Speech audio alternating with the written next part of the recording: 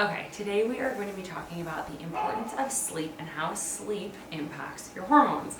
A lot of people think that they can get away with these like 5-hour, 4-hour nights of sleep and like, I feel fine, I'm running fine, but I promise you that is not the case. You're not running fine and you're actually creating chronic inflammation and disrupting your hormones when you're doing something like that. So we're going to talk about 3 different ways that sleep impacts your hormones. But first, let's talk about the very intricate relationship between your sleep and hormones like cortisol and melatonin.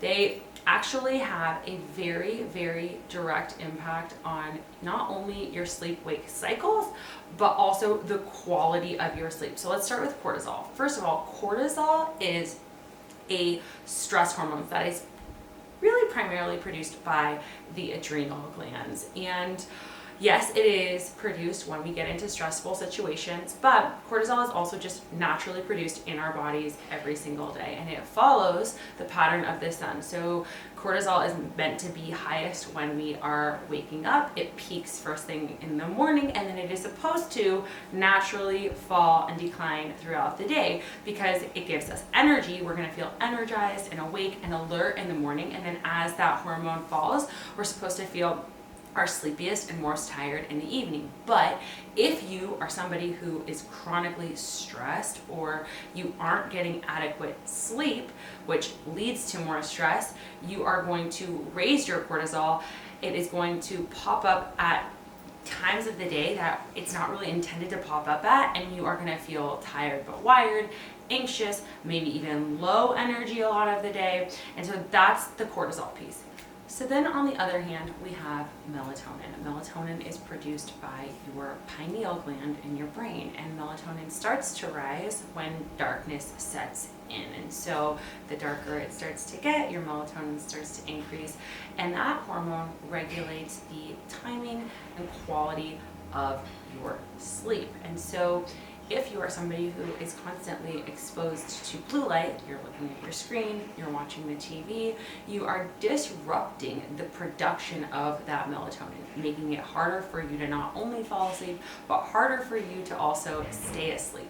So the first thing that I want to talk to you guys with respect to all of this is about how sleep deprivation impacts your hormones, because there are a number of ways. And again, if you're somebody who's sitting there thinking like, I can just get away with this, it will show in your blood work if you're consistently not getting adequate sleep over time. And here are a few ways how. One, if you're not sleeping or you're getting that disrupted sleep all the time, it is going to raise your cortisol levels like we talked about, because not sleeping is a stressor on your body. Your body repairs, resets, it goes through a detoxification process when you are sleeping. So it needs that time to be able to do all of that stuff, to even process things like your memories. And if you're not sleeping, you're not getting the benefits of all of those different things.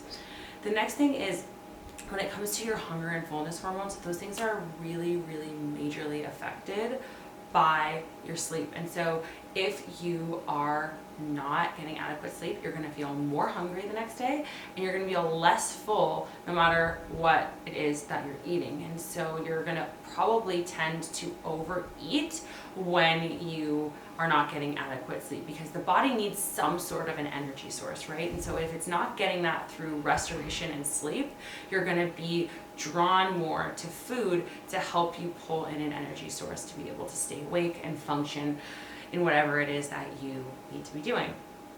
When it comes to your blood sugar, there's actually a good amount of research that shows that with just 2 to 3 days of lack of sleep, it's going to impact your blood sugar levels in a negative way, meaning your insulin is also going to be affected. And so that hormone that is driving the blood sugar into your cells to be used for energy is being affected, and that can lead to things like weight gain, anxiety, and lower energy. And so you're going to feel a lot of those different symptoms, like it may be harder for you to lose weight, like you feel more anxious, like you are kind of exhausted all the time, or you even have these intense cravings for things like sugar in order to get you through the day if you are not sleeping well. So you really want to be watching out for how sleep deprivation affects your hormones, because it may not be something you feel right away, but the longer that you let it go on, the more intense and pronounced those symptoms of those hormonal imbalances is going to get.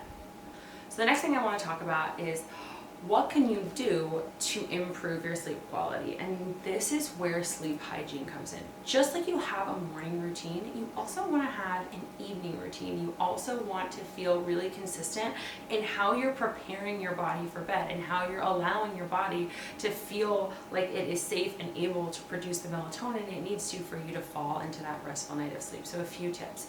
One, you want to keep your bedroom set between 68 and 72.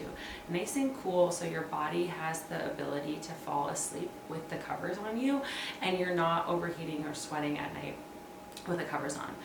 That is going to be an important piece of the puzzle when it comes to you sleeping through the night. You want to make sure that you are doing something relaxing to unwind and prepare your body for sleep. So maybe that's a nice meditation. Maybe you take a bath with some Epsom salts because magnesium is calming. Maybe you go and you read a book. Maybe you do some gentle stretching and put on some light, soft, no lyrics music. Whatever it is for you that might make you feel relaxed and calm, that's something you want to incorporate into your sleep hygiene. You want the room to be dark. Your body, again, produces melatonin when it is exposed to darkness, and so you want to make sure that there are not screens that are on, but also making sure that if there is light exposure from the outdoors, maybe you put up curtains that black out that light exposure. Maybe you put up something that is going to be on your windows or drapes that is going to take that light exposure away from you. Even the smallest little bits of light can impact your ability to be able to fall asleep. And so I really recommend at least an hour before bed not having a screen in front of your face, whether that's your iPhone or the TV. You don't want that blue light in your face either. So again, like blackout shades or curtains or something to keep the light pollution out, and also really trying to avoid screens. You want to make sure that you're not eating a meal at least 2, ideally 3 hours before you go to bed, because your body is trying to process and digest the food, and when it is active like that, it is not in a place where you can be at peace, at rest, in that parasympathetic mode where your body is capable of really falling asleep and staying asleep well. You actually are more likely to wake up in the middle of the night the closer you eat to bed, because your body is going through that digestion process. So try to not eat a meal, or at least a big meal, right before you are about to go to sleep. If you're somebody who lives in a big city, you have a lot of noise pollution around you, put on a sound machine, put on some brown noise, something that is calming and relaxing to drown out that sound and keep you asleep for an extended period of time. Another thing that I really like to do before I go to bed is just journal out all my thoughts, so things aren't stuck in my brain and I'm sitting there like, oh, tomorrow I have to send out that email. I can't forget to send out that email. The second I write it down, it's out of my head and I'm not anxious or thinking about it anymore. So write down things so that way you're not necessarily thinking about them or ruminating on them, and your brain has the ability to be able to fall asleep and stay asleep a little bit better. The last thing that I want to talk about is this kind of chicken and the egg cycle when it comes to hormonal imbalances in sleep, because you might be watching this video and thinking to yourself, but I'm trying and I still can't sleep. I'm super frustrated and I can't fall asleep. I have insomnia, or whatever the case may be. Oftentimes cases of insomnia are driven by hormonal imbalances, whether that's high cortisol, you are a super stressed out person, you're rushing all the time, you're really overwhelmed, you never have a minute to sit down during the day, and then you get to bed at night and you're exhausted, but you can't sleep. Or maybe you have low progesterone because you are going through perimenopause, you're in your mid to late 40s, and you are not ovulating regularly, and progesterone is that hormone that makes you calm, tired, and sleepy. And you're low in that hormone, so you're having a really hard time falling asleep and staying asleep.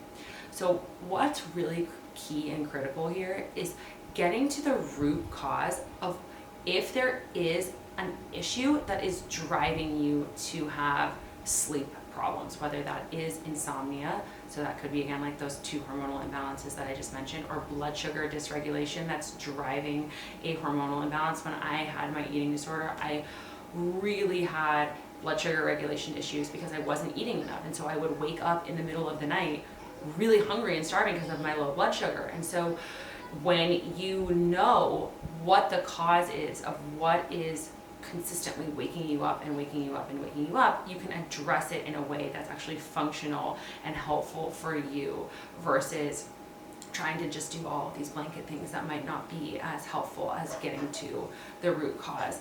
If you have something like sleep apnea, you're going to have to address that issue before you're able to get the benefits of sleeping that are maybe even causing further hormonal imbalances. And so try to really get clear, whether that is through blood work or additional testing, on what might be causing you to have issues, whether that is with falling asleep or staying asleep in the middle of the night. Because like I mentioned in the beginning of this video, it is so important for your hormonal health, for your brain function, for you to be able to get through the day with energy and vitality and feel really good about all of the things that you have to be doing every single day, whether that's being a parent or working your job or being the best friend that there ever was. You need that energy to be able to do it, and sleep is a critical component to being able to do all of the things that you do every day. And so I hope that you enjoyed this video. If you did, like and subscribe, and we will see you in the next video.